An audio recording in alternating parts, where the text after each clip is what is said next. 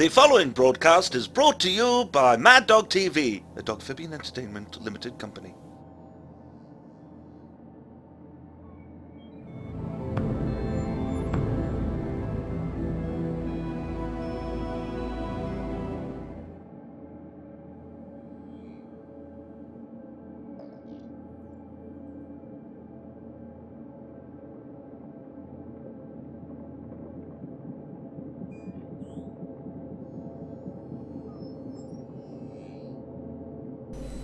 Good evening, everyone, and welcome again to Monday night stream with me, Selezen, Dave Hughes, as you probably know. And tonight, I'm bringing something a little bit different. I mean, this is going to be a YouTube video as well, but we're taking a bit of a look through history, back into the day when Elite first came out. Because as you know, my primary field of interest is the Elite universe, and has been for a number of years. So I'm taking a bit of a stock tonight, and we'll have a look back at sort of what brought us to where we are today. The game that's in the background there is obviously Elite Dangerous, the third sequel to the original game. What's kind of prompted this has been a lot of different things happening over the last couple of weeks. In regard to the history of the games, like the in-game history, as anything else, because it has gone through fundamental changes in the past few weeks, and the fans and the players they're kind of divided about it. I mean, a lot of the new players who don't really know where the games came from and who haven't really engaged with the original Elite game and so on, maybe won't get a lot of this sort of content. But this is primarily aimed at, well, I don't know, it's not primarily aimed at anyone. It's mainly to kind of point out to maybe some people out there who might be interested and might not be interested, sort of where I stand on a lot of the stuff that's happened lately, what's brought me to the place where I am now, what Elite really has meant to me from a sort of background, from an engagement point of view and all that kind of stuff since it came out, and really kind of sort of what brought us to where we are today. So it's a bit of a look back, a bit of a reminisce, and a bit of an analysis as well.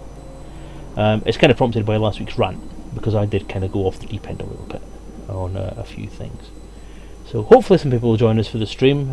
This isn't going to be the entire 2-hour stream for tonight. I don't think I can not drag it out, but I don't think I can make it last as long as 2 hours. It's probably going to be about half an hour, and then I'll flick the stream over to a standard Elite Dangerous play stream. So, without further ado, let's carry on. I don't have anything fancy as an intro or anything like that. I have put a few videos together, which is why I'm a few minutes late, because I had a lot to do this evening that I meant to do yesterday evening, but various different things went on. I had an early start at work this morning at 4 o'clock, so I couldn't get it done last night. I couldn't get it done this afternoon because I fell asleep as my body basically shut down, and now I'm here where I am. So, basically, what is Elite? Well, Elite is a franchise, a game franchise, a space trading game franchise created by two gentlemen by the name of Ian Bell and David Braben, who sat at university in Cambridge and thought, hey, you know what, you know all this game stuff, you know all that stuff that, like, 3 lives and basically short-term gaming and so on, we want to do something a bit different. Let's see if we can get this working in 3D. Let's actually try and represent a full 3D universe to the player that's consistent, continues from one game to the next, isn't just a game that's one session, you can save your game and carry on and everything will be there that was before. So it was fundamental change in the way that people thought about computer games at that point. It was innovative enough that in later years it's been covered in a number of different sort of documentaries and books about British innovations. So basically, Elite was a space trading game. Presented on screen, it was a very, very simplistic view compared to what we're used to now. Compared to the things that you've just been looking at, the Elite Dangerous screens that were on the screen there in front of you, and what we have game-wise today, we have fully rendered 3D environments, we have fully textured, realistic human beings flying around. We can create a almost photorealistic representation of our own planet, our own galaxy, our own environment around us, and almost fool the eye into thinking that we're actually in an environment like that. With the advent of things like Oculus Rift, we now can fool the eye and the brain into thinking that we're actually inside a whole photorealistic universe. Back in the day when 3D, this was essentially one of, if not the very, very first three-dimensional representations of a game universe. Wireframe graphics, this is the Spectrum version. The version that I actually cut my teeth on back in 1985. It came out as a conversion of the BBC Micro and Acorn Electron versions, or was it Acorn Atom versions? I can't remember. Definitely the BBC Micro version was the big news one, and the one that I actually first saw at school. So, on screen, this is pretty much all you get. There's not a lot to it, just a few screens, a few controls. You've got up, down, left, right, fire. You've got a number of keyboard commands, which in the day was a huge amount of stuff to have on the screen at one time. Whereas before you had up, down, left, right, fire was your entire control mechanism.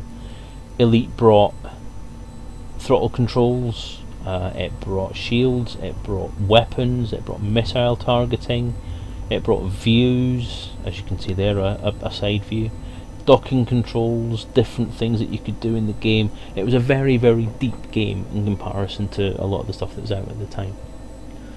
And that's what made it great. That's what made it absolutely marvellous.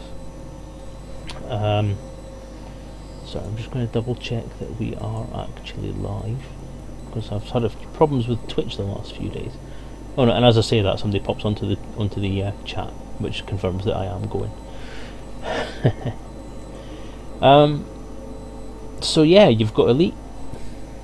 Now, as I say, there's not a lot on screen to sort of give you an immersive touch to this universe. You've not got much on there. You've got your space environment, you've got your wireframe planet, you've got your little dots coming towards you to show that you're moving, which is now a staple of every computer game of this genre. Even though really it's not required anymore, which is a bit strange. But what made this game absolutely amazing was the actual wealth of stuff that was supplied with the game. It wasn't just a disc in a box. Up until that point, you had a tape and a box and a very brief kind of inlay card on that tape box that would show you what was going on. That would give you a brief overview of the game. Then you maybe get a title screen for the game that would give you another brief intro.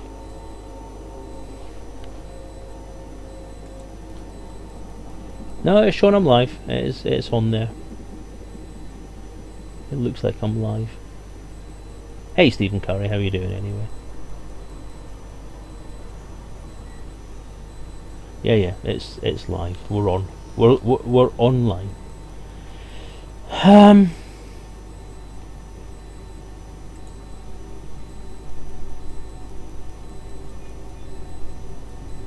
Any problems, please let me know, Steve, anyway. So, yeah, this multimedia experience. I mean, Acorn Soft, Bell and Braben obviously put a lot of work into the sort of merchandising of the game. The jury's out as to which side of that was on. Now I'm going to pop on the camera because I'm proud enough to still have my original manuals and so on.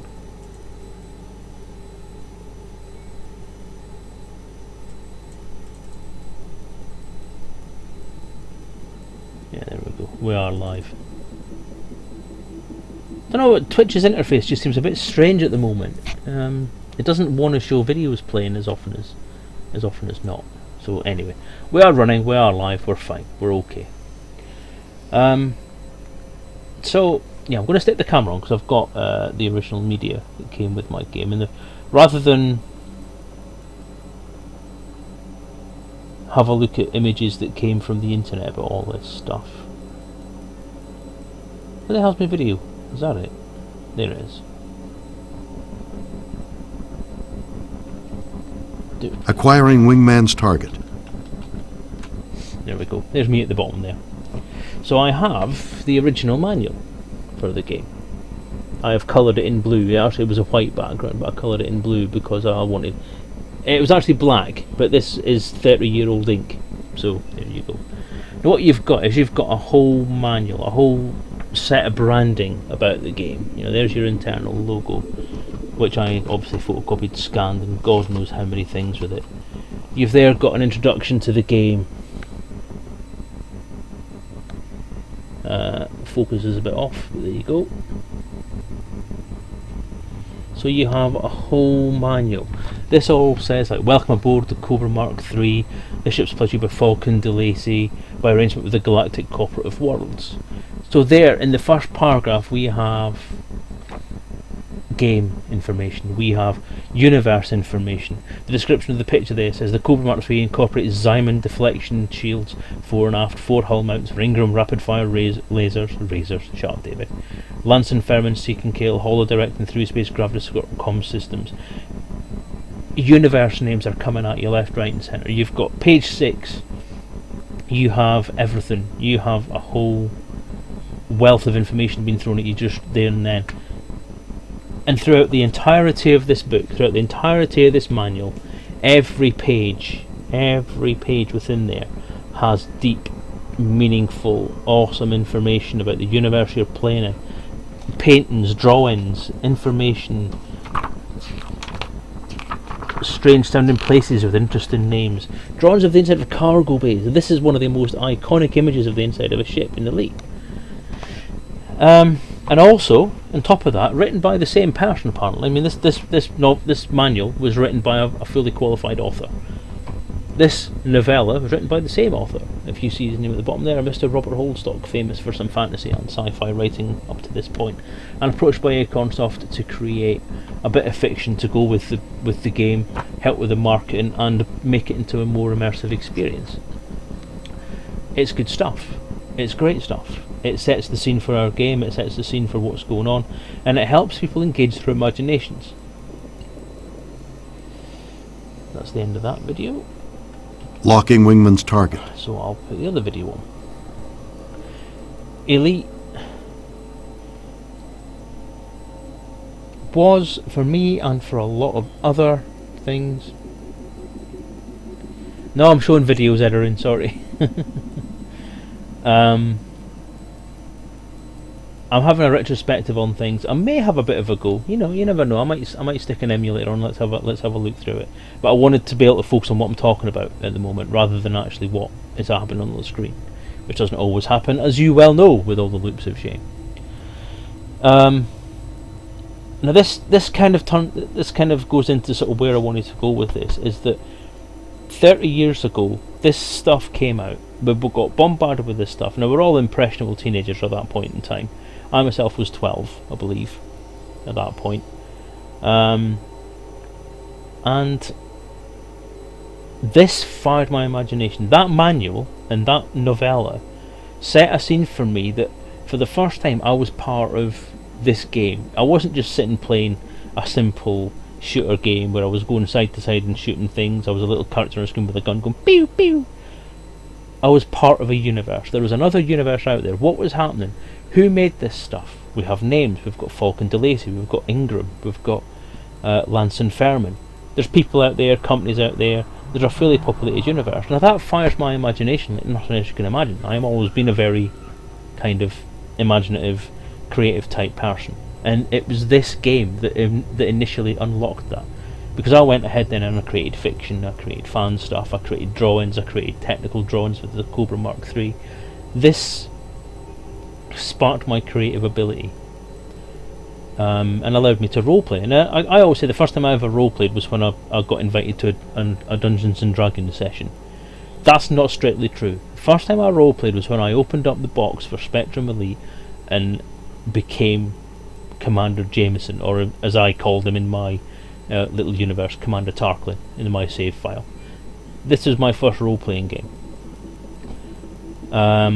Even to bring it onto what's on the screen at the moment, the Amiga Elite was my second version of the game that I got. I got an Amiga computer in 1989. With it I got this copy of Elite. The first thing that I did was I tried to work out why, because I couldn't transfer my save, why my pilot had gone from being elite down to being harmless again. And that was my first attempt at fiction, and that was something I sat when I was supposed to be doing typing practice. Rather than doing the standard things, I actually typed out a story, the first ever story that I wrote, which was set in the Elite universe. Now this is where many of the sort of generation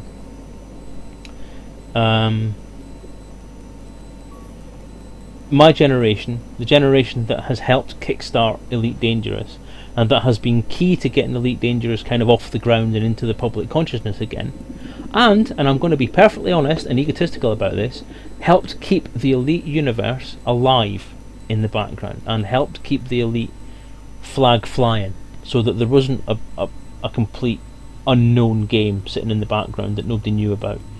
It is apparently it's a confirmable fact that the Elite forum, which is a forum and a forum for a clone of Elite, was one of the main sources of the initial income for the Kickstarter. If you wanted to dispute that, then fair enough. Send me your proof, and I'll quite happily retract that statement. But this is the way that it seemed to come across: was that Elite found out about the game, and then suddenly there was a load. Every one of us went on there and says, "Yes, I'm pledging to that." And there was a fair few thousand just popped in straight from Elite in that first few days of the Kickstarter. Now this is where we get to a lot of the different things. Without any more information coming from Frontier Developments, or at that point in time Bell and Braben, for reasons that I'll go into in a sec, we were left kind of with an open world universe, a sandbox game, with a lot of gaps in it. Who are the Thargoids? Where did they come from? Who is the Galactic Cooperative of Worlds? What does it do? What is it like? What is its modus operandi? We know that we're not allowed to land on planets, so we take what's on the screen in front of us as our game universe. Hey Garzini. Hey Edorin. Hey everyone else that might be watching. We take that as our game universe and we expand that. We take that as our canon. What's on the screen is our canon. And for 30 years that has been our canon. At least as far as that part of the universe is concerned. So, where did it go from there? A lot of creative minds went into sort of populating the background stuff. I don't know how much fan fiction was on other people's hard drives at this point, or other people's floppy drives at this point in time, but I know that mine was kind of full of it, or full of shit, if you like.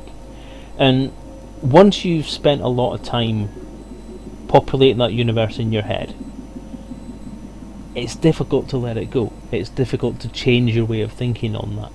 And this ties into a lot of the stuff that's happening at the moment, is that we are being asked by Frontier now, as long-term gamers and long-term fans of the Elite franchise, to change our way of thinking, to change our preconceived notions of what Elite is, of what Elite is about, of what the background information and history for Elite has always been.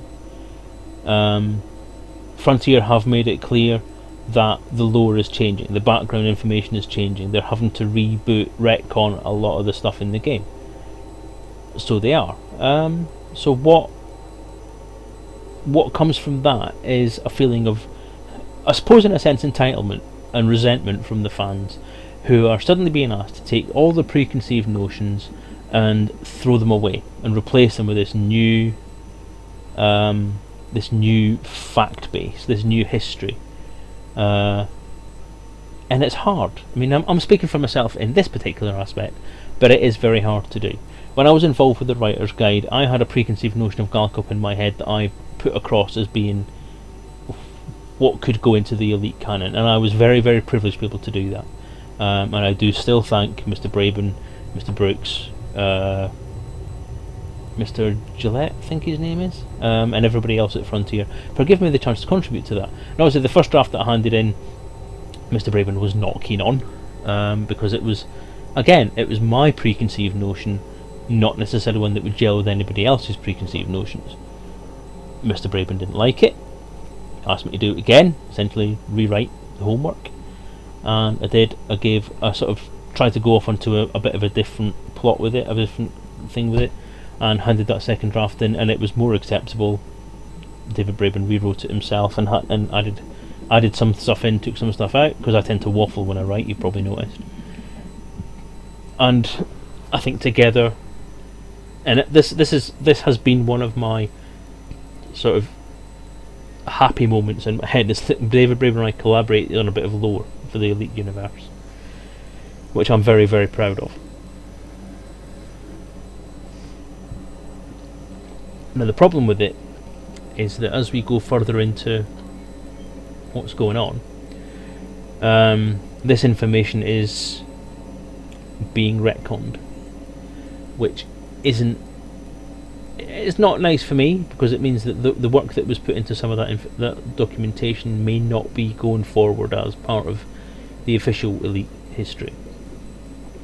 And that again is hard to sort of initially have to cast all of my preconceived notions about Elite history aside, and then accept that there's a different set of rules now, and then now 3 years later to try and understand that even those are now being challenged and are going to be different, are going to change.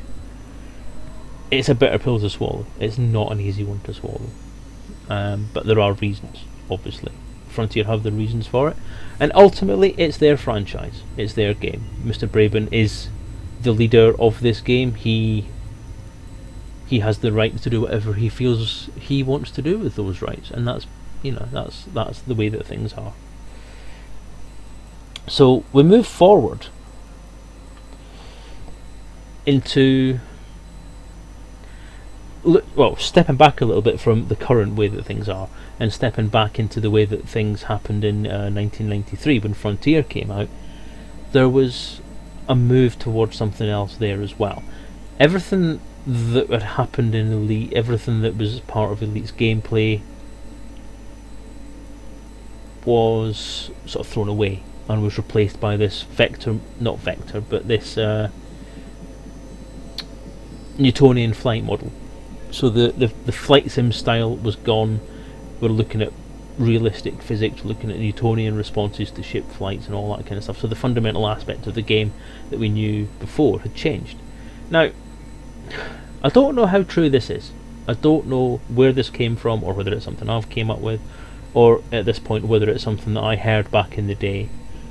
But rumour has it that Frontier was a game that was completely outside the Elite franchise. It was originally designed by David Braben as a simulator, as a simulator of the galaxy. So a fully featured galaxy, fully randomised systems, more scope for things. You had far more than 256 systems in memory at one time. You didn't have your galactic hyperdrive. A lot of the technology that was in the original game was gone. Thargoids were gone for a start and never even mentioned. Galcop was gone and never even mentioned. Instead you had this Frontier and Elite thing, so this Frontier and Empire. Shut up, David. Federation and Empire. I just realised Federation and Empire are the same letters as Frontier and Elite. That's a bit weird. So what I heard was that Frontier was developed as a completely separate game, a completely separate universe, a completely separate concept, and a completely separate way of playing. So there was nothing in there about Galcop, there was nothing in there about the original ships, nothing in there about the original universe. There was these new ships, the Eagle, the Panther, the Osprey, all those ships were all completely different. And then at some point in the development, somebody somewhere says, why don't we shove some Elite stuff in there, make it part of the Elite franchise, and tap the market that already exists for an Elite sequel. So basically what people have done, or what Mr. Braben has done, is he's put Lave, the planet's round Lave, all into the game, stuck a few of the ships in, contacted Ian Bell and says, can we do this? And he's gone, yeah, fair enough. And they've come up with some kind of legal agreement, which again we'll come into in a bit. And then we have this kind of tagged on sequel to Elite, which doesn't address anything that happened in the original game. We have this mysterious link, this mysterious thing that if you start the game at Lave, which you have the option to do, which again looks like it was a tacked on option, then you have a $70,000 fine to pay if you want to dock anywhere that's Federation or Empire.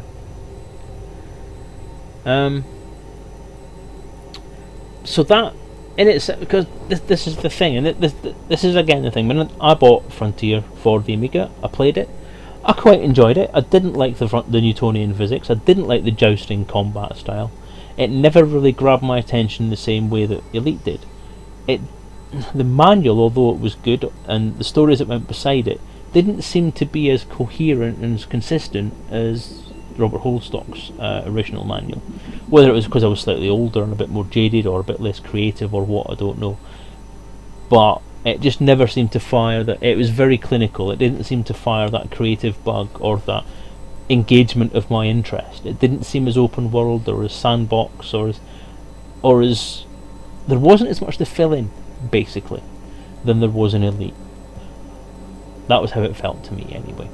And it seemed a bit more constrained by the engine than anything else, whereas Elite had this almost complete freedom, but with this very, very simple engine to do the combat side of things, which was a necessary part of the game, but as a very simple engine to do it, which was enjoyable to play. Like, everybody likes flight sims. It's simple, it's easy to handle. Ooh, graphics glitches there. That's obviously running on an emulator of some type, or DOSBox maybe, bad rendering. But anyway, sorry. So that was fine. I mean, it was interesting, but what it did for me, as far as lore is concerned, as far as background is concerned, is that all it did was it made me think, okay, how did it get to this stage? At this point, we're looking at Elite was probably around about because this puts a final date on when things are in Elite. This is in 3200, whereas Elite itself didn't really have a firm date as to when it was set. The only thing you really had that you could sort of set it around was when the ships were designed. So you had your Cobra was initially launched in 3100, so everything had to be around about 3100 and that kind of stuff. So we kind of, again, this is one of the assumptions that was made by by myself and by some of the fans. In my own head, it was all set. Elite was set around 3120, 3140, around about that time. So this is in 3200. So what happened in that 80-year period, in that 80 to 60-year period, that destroyed Galcop, brought this Federation and Empire into it, and meant that sort of Lave and all the different worlds around Lave were all off on one side, and there was nothing left. There was not even any mention of this stuff. Where were the Thargoids? What happened to them? Did the Thargoid war end? Who won? So again, we're in a situation where we're having to fill in the gap for ourselves. Frontier is a good game. It is a good game. I'm not going to say it's a great game. I would say Elite was a great game. Frontier was a good game. This part of it that you're seeing on that part of it you briefly saw on the screen there was the navigation method, which was horrendously bad sometimes. If your autopilot died, you were screwed, basically. You'd be playing Slingshot across the station for the next 4 hours and not really getting anything out of the game. And that was kind of the game breaker for me with Frontier, was that reliance on your autopilot and that reliance on an extra bit of technology to be able to help you land. Because if I don't want to play a simulator as such. This is why I kind of go off some of the recent flight sims that are overly detailed, that are actual proper simulators of everything. I want to play something that I can enjoy, that I can get into, I can muck about in, I can fire it up, have a good time, and then fire it down again. Shut it down again. I don't want to be sitting having to flick switches for 20 minutes before I can even fly something. And I certainly don't want to be relying, if my autopilot now, I certainly don't want to be slingshotting back and forth across the station trying to match the right speed, trying to get all the right angles and the right rotation in order to intersect with the item I want to do, and muck about with the Star Dreamer control to make it faster and slower and all that kind of stuff. So it never really captured my imagination, captured my head the same way. But what it did do is it made me wonder how to tie these things together, how to put Frontier and Elite in the same universe and fill in the gaps in between. Now this is where my first ever attempt at becoming a lore master came into it, is trying to tie together Elite and Frontier's disparate and completely different environments to see how I could get them to work together. So the seeds were planted then at that point, but I didn't really do anything about it until later on. Now, the next iteration, if you like, of the Frontier universe, or the Frontier Elite universe, was First Encounters, which essentially took Frontier Elite 2, updated the graphics, added on a bit of stuff, but most significantly introduced an ongoing plot. So for the first time, we have a sandbox open world game that has a story arc going through it. Now this story arc was quite restricted. It was okay, you know, it wasn't great. It was okay. There was a lot of reports that there was a lot of stuff missing. The Frontier Developments and David Braben wanted to do a lot more with it, but Game Tech kind of screwed them over on it and says, no, we want it now. It's not finished, we don't care, we want it now. And it was described by a lot of people as beta code on people's hard drives, or a beta release on people's hard drives, which, having played it, is fair comment, because when I originally got it, it was bugged to hell. There were patches for it and updates for it, fair enough, and then I bought a second copy, which was the special edition CD release, which had all the bugs fixed. But it was set 50 years later again, so there's a lot of gap there as well. How do you fill that in? What happens in between 2200 and 2250? Well, the Alliance rises. You have the Alliance. Where did that come from? How did that form? Again, there's not a lot of information. The books, the short story stuff that comes with Frontier First Encounters doesn't really go into what was going on. Where have all these fancy ship designs came from? All these fly-by-night ship manufacturers. And the way that the shipyard descriptions were done in the manual wasn't particularly engaging. It was done as some chavvy ship salesman's review of everything, which wasn't great, and didn't, for my place, it didn't engage me. So, but it was accepted as a fairly good game. It had its faults. People played it. Myself, I think I played it for about 5 minutes, or maybe 5 hours tops, and then thought, you know what, I'm not liking it. It doesn't fix any of the problems that Frontier had in my head. It makes a whole lot of new stuff itself, and I just never really got into the Frontier First Encounters Elite 2 way of playing this universe, and I kind of regressed back to playing Elite again. I went back to the Amiga version of Elite, because I still had my Amiga at this stage, so I went back to playing that because it was the one that still engaged my head. And around about this time, we're looking at 1995. Here I'm at university by now. The internet's starting to come around, and this is where I started to put together a lot of different lore, and where I started to become the lore master. So this is where our retrospective here becomes a bit of a personal retrospective as to how I got to where I was, how I got to where I am now, as far as the lore master title that I am claiming as my own. If you don't like it, send a letter to your MP or your MEP while you've still got them.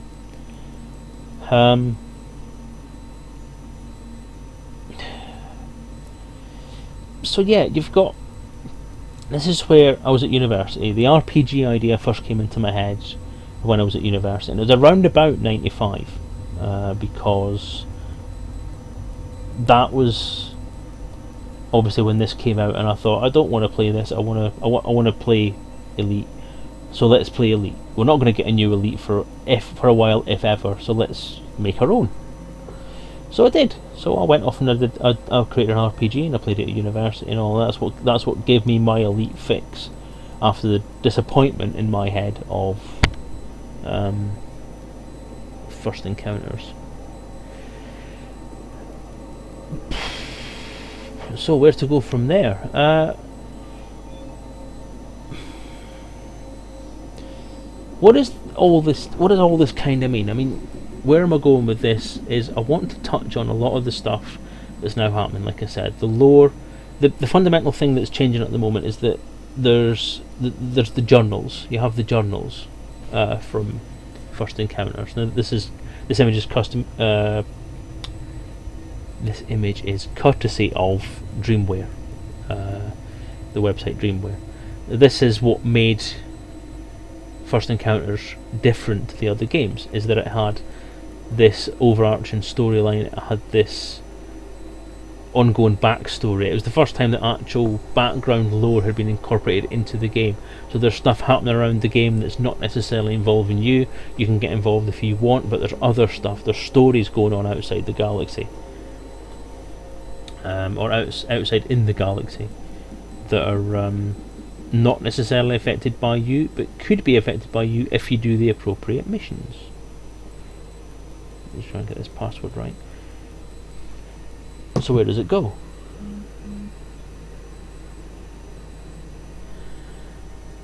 It takes us onto a journey where the pilot in this game, you, Jameson, whatever you want to call yourself, takes on some missions to get some power and get some money and get all the stuff you need to do in order to, at the end of the game, to be employed by the Alliance.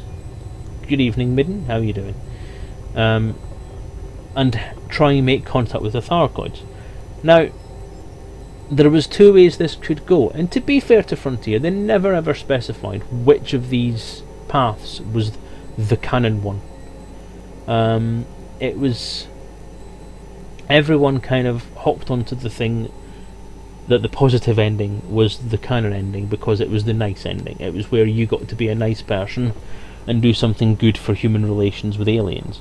So you have a story that runs towards you getting hold of a really powerful, really far-ranging and immense ship and making contact with the Thargoids and delivering to them a cure to a virus that had been delivered to them at the end of the Thargoid War. So it fills in what happened between Elite and Frontier.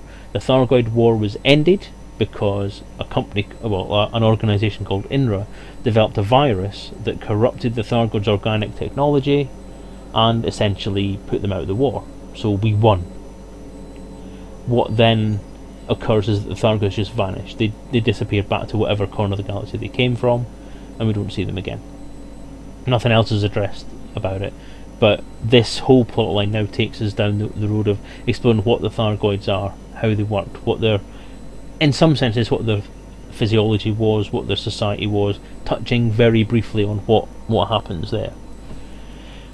And then obviously we have this thing where we're now trying to make contact with them again, try and put right what went wrong, deliver them a cure for this mycoid virus to bring them back into the galactic fold, and then bring them into our space again, reintroduce them to us, and try and build a relationship with them.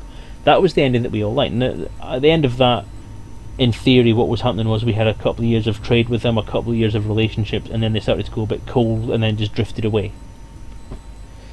Yeah, they went on holiday. Yeah. This has always been what everyone in the Elite community has felt is the canon storyline. Now, what has happened is that when we've come to do an Elite Dangerous and we're putting the background stories together and putting everything up, we've kind of latched onto that information, and Frontier have never contradicted anything. When we were doing the background guides, there was elements of that original assumption in the background documents, but it was, admittedly, I look back on that stuff and it was quite vague. But there are a couple of very clear indicators in there that it was what happened. At least that's how I interpret it. If I'm wrong on that, then I appeal for correction. And now it's all being changed. The thing that worries me is that aspect of it is being changed to be that we didn't. Now, I'm not revealing any secrets by saying this, because Michael Brooks has obviously gone on the record and said that the bad ending of FFE is now what happened. And the bad ending was that rather than going off to them with the mycoid virus cure, we went off to them with a more virulent strain of the mycoid virus and fucked them over completely. So they were on the verge of coming back to contact with us and coming back into the galaxy again, and we've essentially gone over them and says, no, you stay where you are, we're going to kick your ass again. And we kick their ass again. So essentially moving on to moving on to Elite Dangerous, this means that they're pissed. So when we do make contact with the Thargoids again, it's not going to be pleasant. It's not going to be a hi, how are you doing, how have you been, missed you loads. It's going to be, you bastards, we're going to kick your little peachy white, beige, brown asses for you. Click, click, click. The second ending was full of bugs. Oh god. Oh, so this is the thing that worries. This is the thing that gets me now. There's a lot of different things in the lore, a lot of things in the background that we've all taken for granted that have been used going forward and through the Elite franchise. So Elite and its assumptions have gone through into Frontier. There's been further assumptions made. There's been nothing there to contradict what's been said before. We then go into First Encounters again. The assumptions are not changed. The assumptions are actually reinforced by some of the stuff that's in the journals and so on. And then we come to Elite Dangerous, where we're now being challenged that pretty much everything we knew before is liable to change, or is subject to change. So, did Galcop exist? Was Lave the centre of a great big galactic community? Was Galcop as big as it says it was? Was Galcop even there? Was Galcop in name just a police force? Which is one way we could have gone with it all. Oh, Midden, God Almighty, stop making jokes. Let me speak. And it does change a lot. It also seems to be serving a purpose of divorcing a lot of the original Elite content from the most immersive piece of background information for a computer game that I have to this point in my life ever read. We're on the verge of essentially taking that and throwing it away, and that hurts, because that is the basis of what kept people in this game for 30 years. It's what's kept me in this game for 30 years. And I'm talking to a lot of different people across a lot of different demographics. That's how they feel about it as well. I mean, I know for a fact the entire Elite community has all gone the same way. What has happened is that I've kind of helped that slightly, and maybe I'm to blame for it in a certain extent. To a certain extent, not the entire thing, so obviously I'm not that egotistical, I'm not that influential, but certainly amongst certain pockets of the community, I have put together a document that essentially says this is what happened. That has been used to some extent whilst creating the background documentation, which again I'm very proud of, and I'm very pleased to have been able to do. But it does make a lot of other assumptions, and I think maybe this is what's caused the problem, is that the perception could be that I'm a Johnny-come-lately, as I've said to about other people, a Johnny-come-lately writer / developer / world builder, whatever you want to call it, who has this impression that he's created something in the background, he's created something to do with the lore, and wants to push that forward. Whereas Frontier and David Braben and everybody in that corner are saying, well, no, we created the lore, it's our game, you can go fuck off, you Scottish fat bastard. Take your lore and fuck off. So if that's the way they want to go with it, then fair enough. I'm quite happy to meet a middle ground. But what it means for a lot of different areas is that we have an expectation that we have lore, that we know where we stand as far as this game's background is concerned. And the worry is that taking a background and taking a history of a franchise and then completely trashing it is going to cause problems when it comes to brand loyalty more than anything else. And I think that's my biggest worry as far as Frontier is concerned. If there's a brand loyalty issue at stake, will people still buy it? Will people still buy into this universe? Will people still have a vested interest? Would people still have a vested interest in the background of this game, or in the immersiveness of this game, if it's all liable to change just when somebody feels like changing it? Unfortunate if that's the way they want to go with it. I think that freezing out a certain element of your background, of your fandom, is never a great idea.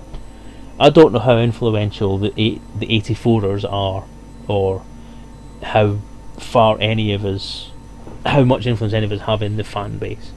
I know people like Drew, people who've done the books, Kate, John, Alden, all have a degree of influence, or a degree of knowledgeability of all this stuff, and they can have they've got their own fan bases for their own works and all that kind of stuff. Myself, the RPG, I've got the followers for the RPG, I've got the followers on the Twitch channel, I've got the people that obviously I know through different genres, who, I have a voice with them, which is a privilege, and it's lovely, and I thank them for it.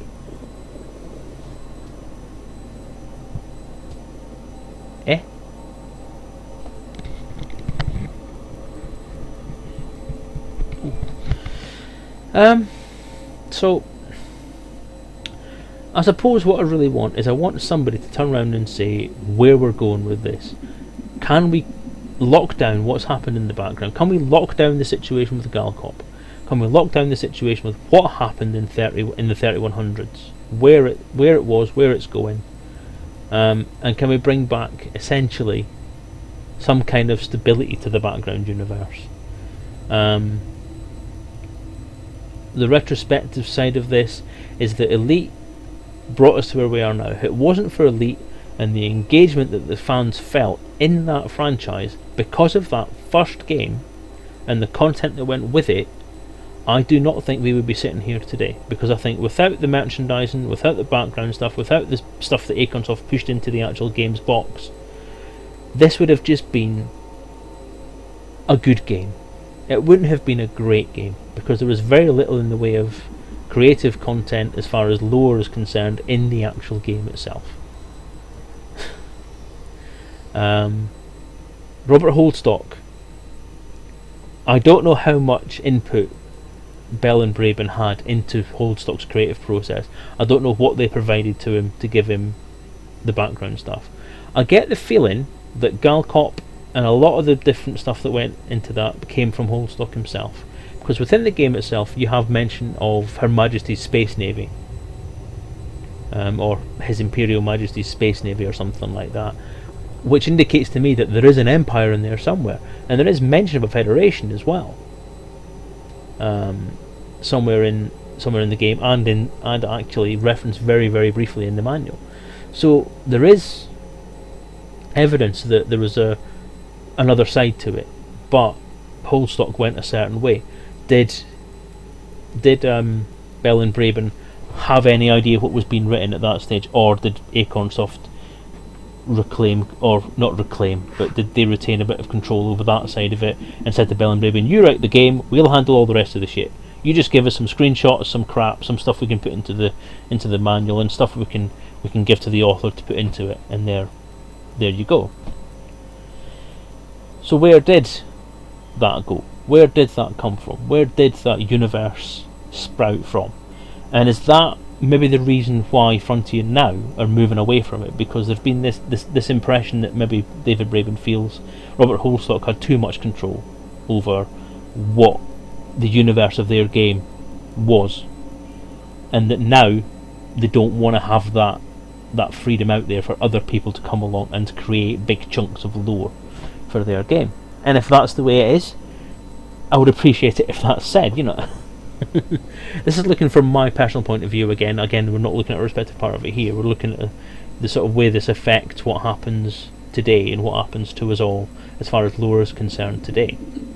And we can't look at the present day without looking at history and what has gone before. So that's the reason for this retrospective tonight. So fundamentally, I would ask, where does everybody stand on this? Where does everybody within the Elite / Frontier / Elite Dangerous creative community, and this includes the developers, both past and present, so I call on people like David Braben, Michael Brooks, Ian Bell, Chris Jordan from Acornsoft, who originally published Elite, to come forward and actually maybe contribute to this. Send some information through that I can put online, or I can put onto another stream and say sort of where they stand on it. I mean, I have had some communication with Ian Bell, and I've spoken to him in person, and I've spoken to Chris Jordan in person as well. And that's an interesting story that I'm not going to go into tonight, but there should be movement on these things. If there are issues between, one thing I did mention I was going to do was there was a bit of a legal issue between David Braben and Ian Bell back in the 90s about Elite content, Elite IP. This is all third-party claims that I am not going to get stuck in the middle of, because it's none of my business. But it is something that creates a fundamental part of Elite's history, and it's a very dark part of Elite's history, because it does affect what the Elite franchise can do going forward. It's not, again, there's always been this side. I mean, if you look at Ian Bell's website, this is a matter of Ian Bell's website records and what goes on, is that there's always been a dispute that David Braben owns all of the rights to the original Elite. Who knows what the truth is? I don't, because again, there's two sides to this story. I'm in the middle.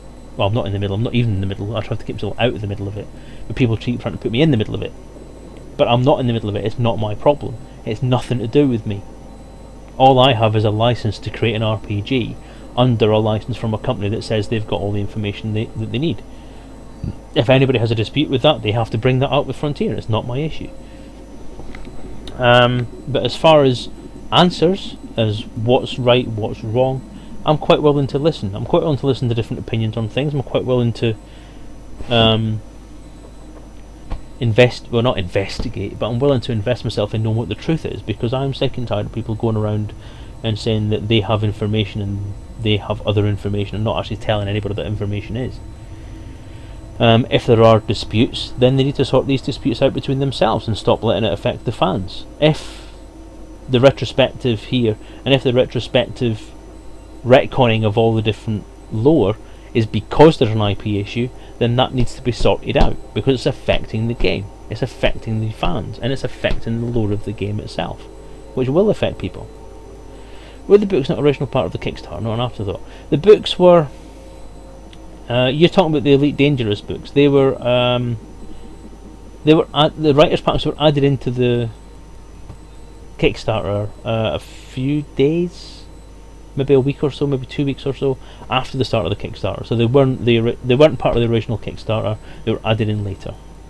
Whether that was the intent from the start, I don't know, or whether it was someone's idea later on. Whether that was someone from within Frontier or without Frontier, we may never know. I'll probably never have gone for the Kickstarter. Said they weren't bringing back Thargoids. They better come back.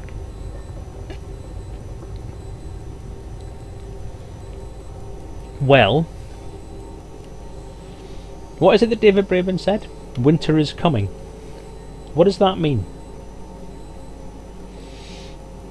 I mean, they've said from the start that, the Thargoids are out there somewhere. We've just got to find them. I'm sure that's the intimations that were made at the very start of this game.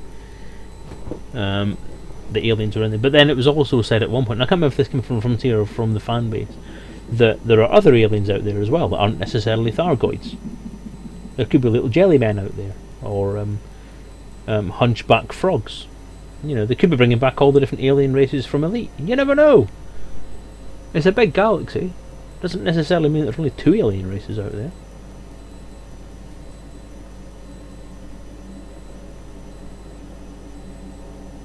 So knocking without what? Without the door.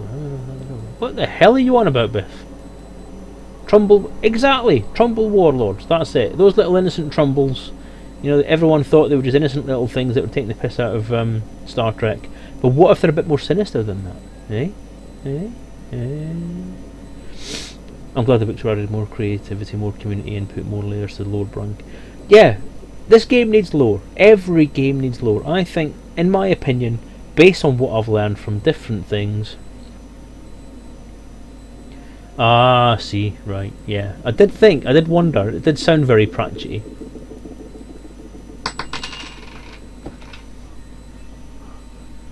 Wasn't quite sure, because obviously Weird Sisters was a while ago. I've now finished all the Discworld stuff, sadness.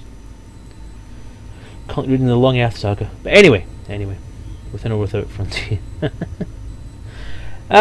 Yeah, so I think any game benefits from lore, and any game benefits from consistent lore, I think.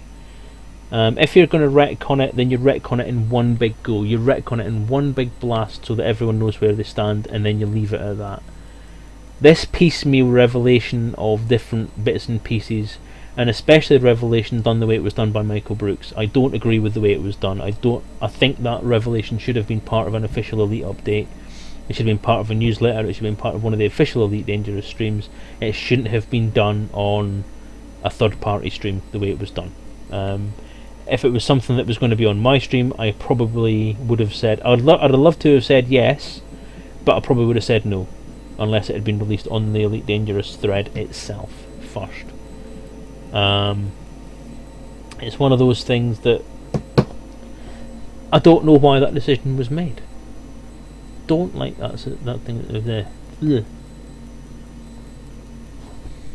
And I said, "No, I quite like the colour used in the Elite Encounters." I said, "Well, I'm glad you like it." Which particular colour? The gold colour or the black colour? Because there are lots of colours on there. I'm a very colourful person. Yeah, so I'm going to quickly just pop that Elite video back on, just to take us back to day one and reminisce about it. I may do a retro game. I may do a retro gaming session one day and just stick on a copy of Elite, whether it be Amiga or Spectrum, and just have a bit of a laugh. And so on, because obviously there's people have thought that it'd be a bit of a retrospective in that aspect tonight, but it's not been. Cold blue, you mean gold, blue, black. Oh good, I'm glad you like it.